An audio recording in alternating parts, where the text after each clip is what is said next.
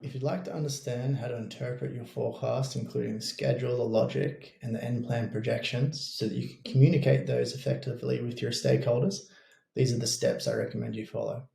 So first, to receive a forecast, first upload your schedule to the end plan self-upload workflow, which we saw in the previous video. Be sure to select a milestone that is important to you, and also use the advanced settings to check the constraints and whether you wish to continue to apply those constraints. When the file is finished forecasting, you can access the schedule integrity page to understand what attributes from the integrity issues might be affecting your schedule. Take an example here, the start to finish links. You won't forecast risk on those types of activities unless those are fixed. I then recommend looking at the driving paths. This will give you an idea on the structure.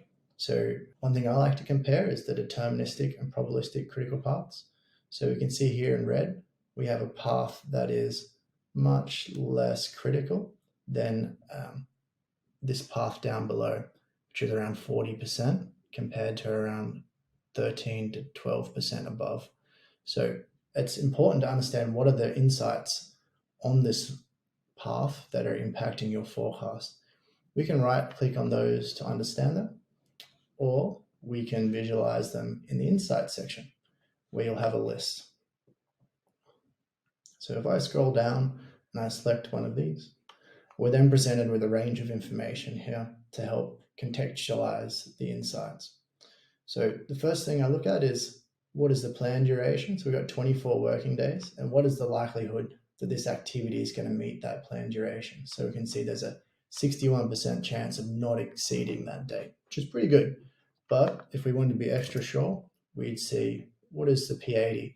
We can see that's 15 days extra on the plan duration. So we need at least that to be 80% sure of not exceeding that date. If we wanted to be optimistic, perhaps we have some really good mitigation measures in place for this activity. We might check the P20 value, and that's around 4 days earlier. So that represents some opportunity if we have some good mitigations in place. We can also see here that there's a potential saving at the end date of 4 days if we mitigate this. So that's taking into account things like the float in the schedule. We can see that there's a fairly high criticality, so 18%. So that means that in 18% of all the simulations that we did, this activity was on the driving path. And it's also in 112 days. So we have some time to mitigate this activity. And where we look to start that is the possible delay causes. So for this activity, it's generated the delay causes, and those are changes in scope, resource unavailability, material shortages, equipment failure, and inadequate labor. You can also add your own if you wish. Below, we can see this in a bit more context and understand what are the activities that it's impacting. We can also drive back and forth along here to see how that progresses. And once we've had some conversations about the delay causes, we can add in some actions. So I'm going to take this one, resource unavailability, and say review resources.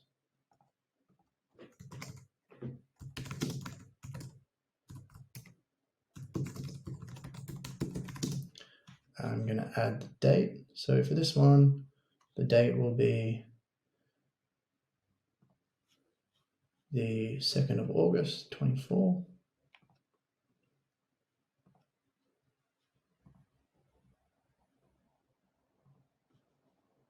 I'm going to assign it to Richard.